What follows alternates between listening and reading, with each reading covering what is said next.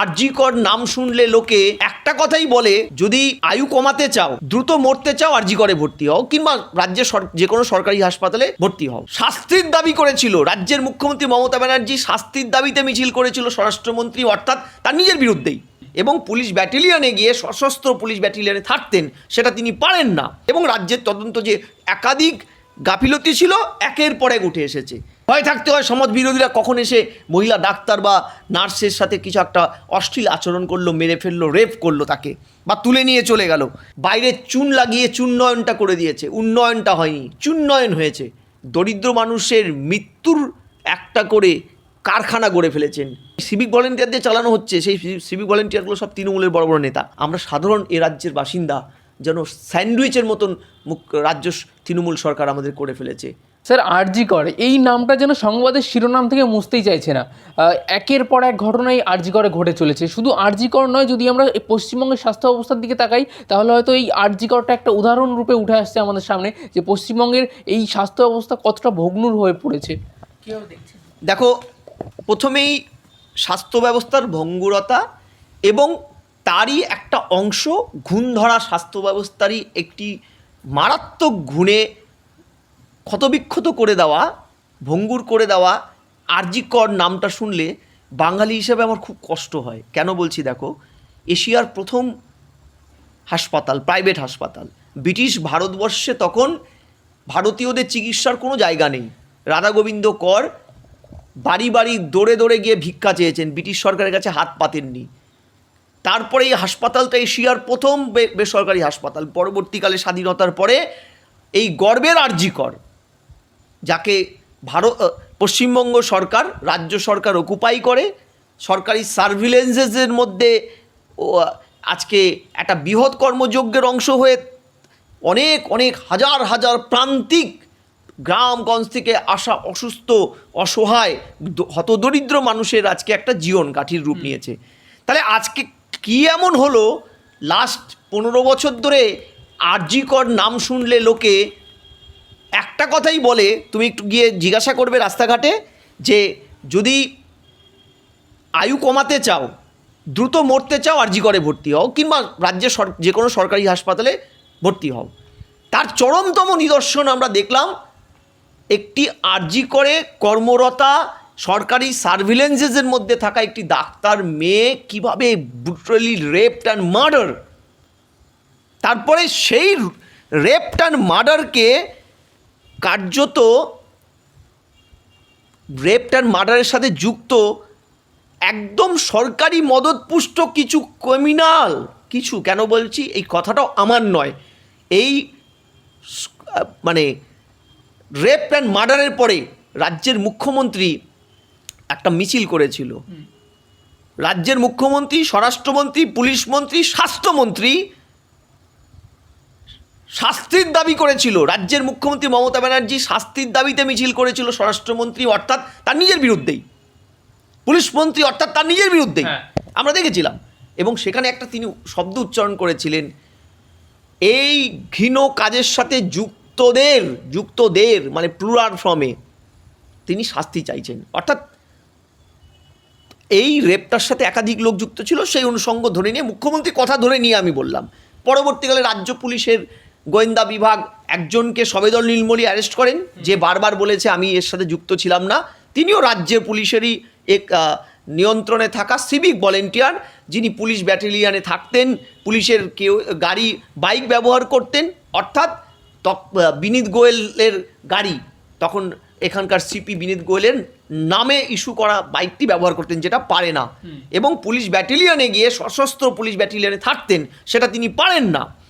আমরা তারপরে কি দেখলাম, আরজি করের ইস্যুটায় সিবিআই সেভাবে আর তদন্ত করলেনই না, রাজ্যের তদন্তে সিলমোহর দিলেন, এবং রাজ্যের তদন্ত যে একাধিক গাফিলতি ছিল একের পর এক উঠে এসেছে। আজকে সেই আরজি কর, মমতা ব্যানার্জি সেই জুনিয়র ডাক্তারদের অনশন মঞ্চে গিয়ে কি বলেছিলেন, যে তাদের সব দাবি মানা হলো, একটা দাবি বাদে স্বাস্থ্য সচিবকে সরানোর ইয়েটা বাদ দিলে সব দাবি তিনি মেনে নিয়েছিলেন। সমস্ত স্বাস্থ্য ব্যবস্থা ঢেলে সাজানো হবে, সিসিটিভি ফুটেজ লাগানো হবে, সব কিছু।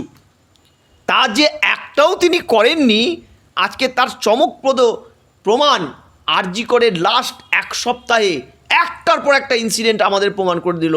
কখনো না পেয়ে অ্যাম্বুলেন্স না পেয়ে, স্ট্রেচার না পেয়ে রোগী পড়ে মারা গেল হার্ট অ্যাটাকে। লিফটের মধ্যে একটা 40 বছর বয়সী একজন যুবকই বলতে পারো, তার সন্তান তার স্ত্রীর সামনে সে অসহায়ভাবে মৃত্যু বরণ করলো। তারপরে আমরা জানতে পারলাম যে সংস্থাটা ওই লিফট টিপ দেখে পিডাব্লিউডির নেতৃত্বে, তাদেরকে সরানো হয়েছে, তাদের গাফিলতি। আজকে দেখলাম একটার পর একটা দালাল রাজত্ব।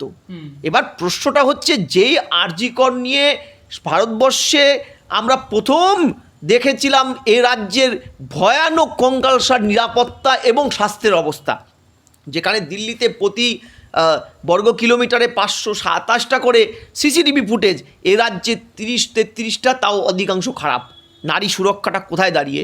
যে রাজ্যের মুখ্যমন্ত্রীকে নোটিশ জারি করতে হয়েছিল নবান্নর থেকে, মেয়েরা রাত্রিবেলা বেরোবেন না, আমার দায় নেই মেয়েদের যদি কিছু হয়। আজকে এই আরজি কর হওয়ার ঠিক কিছুদিন আগে একটা রিপোর্ট বেরিয়েছিল, 2022-23-এর রিপোর্টটা, হেলথ ডাইনামিক্সের রিপোর্ট। সেই রিপোর্টে বলা হচ্ছিল পশ্চিমবঙ্গের শহর এলাকায় 36% প্রাথমিক স্বাস্থ্যকেন্দ্র কম ভারতবর্ষের তুলনায়, অন্যান্য রাজ্যের তুলনায়। বঙ্গে গ্রামীণ কমিউনিটি হেলথ সেন্টার 347 জন সার্জেন্টের প্রয়োজন, কিন্তু পরিসংখ্যান বলছে কেন্দ্রগুলোতে কর্মরত সার্জেন্টের সংখ্যা 0, রিক্রুটমেন্টই হয়নি। শুধু তাই নয়, আরজি কর কাণ্ডের পরে সার্বিক পরিকাঠামো উন্নয়নে নজর দিয়েছে জাতীয় টাস্কফোর্স, কিন্তু প্রকাশিত তথ্য কি বলছে? স্বাস্থ্য পরিকাঠামোয় পিছিয়ে রয়েছে এ রাজ্য। পশ্চিমবঙ্গে 12,506টি গ্রামীণ উপস্বাস্থ্যকেন্দ্র রয়েছে, যার মধ্যে 650টি কেন্দ্রে মহিলা স্বাস্থ্যকর্মীদের থাকার আলাদা আবাসন রয়েছে মাত্র। মানে তুমি ভাবো, 12,506টার মধ্যে মাত্র 650টে মহিলাদের থাকার ব্যবস্থা আছে। মানে তাছাড়া আর একটাতেও এই মহিলা স্বাস্থ্যকর্মীদের, ডাক্তারদের থাকার ব্যবস্থা নেই, অর্থাৎ 5% হিসাবটা ধরলে দাঁড়াচ্ছে। ঠিক আছে, তাহলে এই মহিলা স্বাস্থ্যকর্মীরা কোথায় থাকে? কীরকম ভয়ানক নিরাপত্তাহীনতায় গ্রামীণ হাসপাতালে ডাক্তার নার্সরা কাজ করে মহিলারা।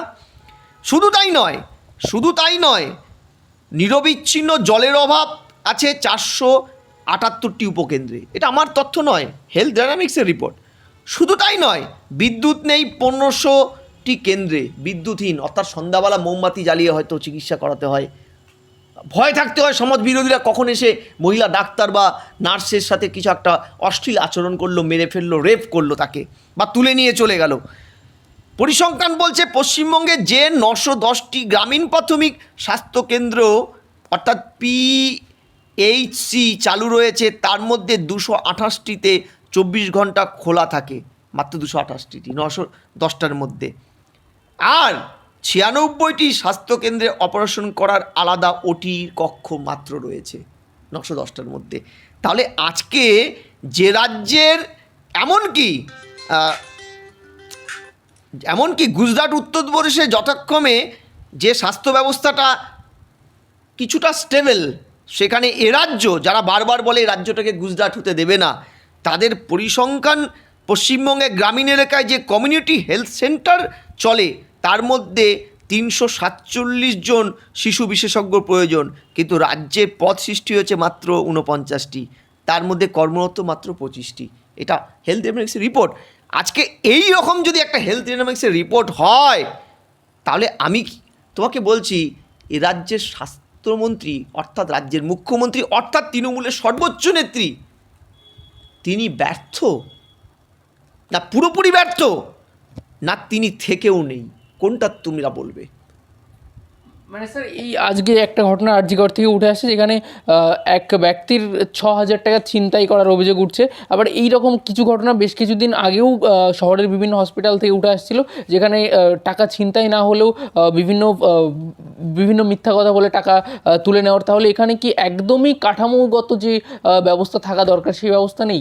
না, স্বাস্থ্যের যদি বাজেটারি প্রভিশনটা দেখো, ফি বছর স্বাস্থ্যের বাজেটারি প্রভিশন রাজ্যে শুধু কমছে না, তুমি গ্রামীণ নার্স, যেটা মুখ্যমন্ত্রীর একটা দেখবে 11 সালে ক্ষমতা আসার পরে উনি যেখানে সেখানে সুপার স্পেশালিটি হাসপাতাল করে নিয়েছেন। যেখানে সেখানে তুমি সুপার স্পেশালিটি হাসপাতালগুলো যাও একটু ভয়ানক চিত্র দেখতে পারবে। সুপার স্পেশালিটি হাসপাতালগুলো কার্যত ভিতরে চেয়ার টেবিল পর্যন্ত ঢোকেনি, একটা বড় অংশের বাইরে চুন লাগিয়ে চুন্নয়নটা করে দিয়েছে, উন্নয়নটা হয়নি, চুন্নয়ন হয়েছে, ভিতরে ডাক্তার নেই। তোমার মনে আছে 2021 নির্বাচনের সময় মুখ্যমন্ত্রী পায়ে খেয়েছিল, হোঁচট খেয়ে ব্যথা পেয়েছিলেন। কোথায় পেয়েছিলেন? নন্দীগ্রামে। কলকাতা থেকে কত দূরে?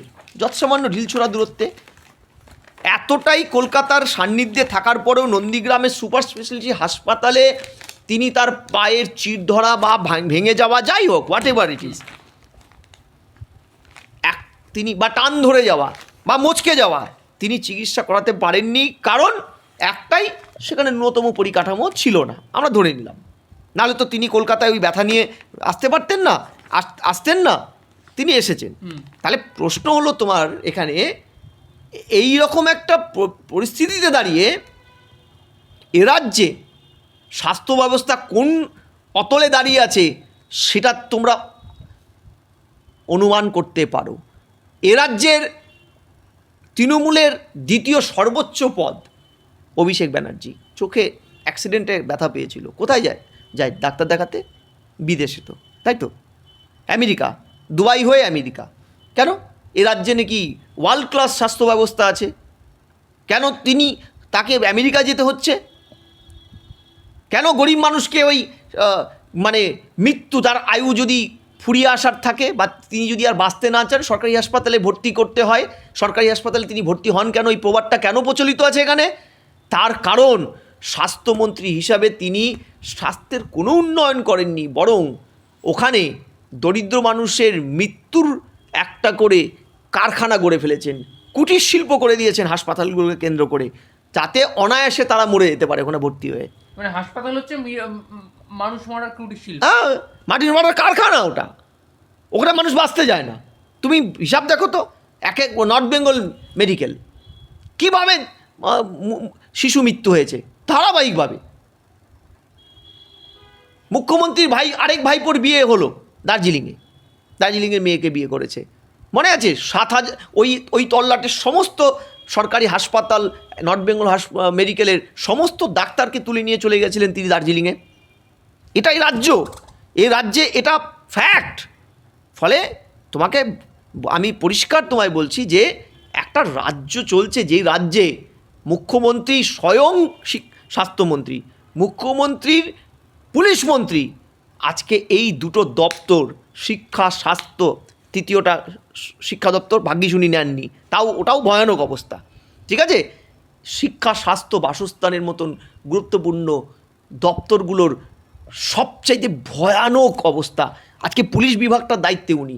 ভারতবর্ষে সবচাইতে কম সংখ্যক পুলিশ এ রাজ্যের, 1 লক্ষ পিছু একজন করে পুলিশ এখানে নেই, রিক্রুটমেন্ট নেই, সিভিক ভলেন্টিয়ার দিয়ে চালানো হচ্ছে। সেই সিভিক ভলেন্টিয়ারগুলো সব তৃণমূলের বড় বড় নেতা।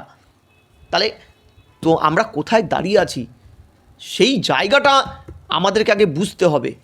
আজকে আমাদের পরিস্থিতি এমন জায়গায় যে আমরা আজকে এই যে আরজিকরের ওই ভয়ানক উত্তাল সময়ের পরেও রাজ্যে যে স্বাস্থ্য নিয়ে স্বাস্থ্যমন্ত্রী অর্থাৎ রাজ্যের শাসক দল, তারা যে ন্যূনতম ভাবেনি, তারা যে ন্যূনতম কোনো পরিকাঠামো তৈরি করতে 1 টাকা ব্যবহার করেনি, তার চরমতম প্রমাণ আজকে এই পরিস্থিতিটা।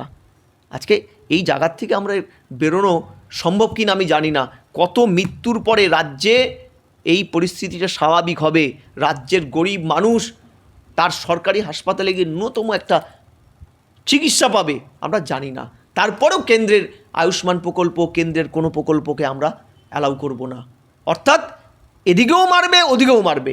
এ রাজ্যের সাধারণ মানুষ যেন একটা স্যান্ডউইচের মতন, স্যান্ডউইচে দেখবে দুপাশে রুটি চাপ দিলে মাঝখানের মশলাটা তার কী করুণ অবস্থা হয়। আমরা সাধারণ এ রাজ্যের বাসিন্দা যেন স্যান্ডউইচের মতন রাজ্য তৃণমূল সরকার আমাদের করে ফেলেছে। নিজেরাও কিছু দেবে না, কেন্দ্রের আসা জিনিসগুলোকেও তারা আমাদের কাছে পৌঁছতে সাহায্য করবে না, বন্ধ করে দেবে। ফলে আমরা হচ্ছে স্যান্ডউইচের ওই মাঝখানের প্রোডাক্টের মতন।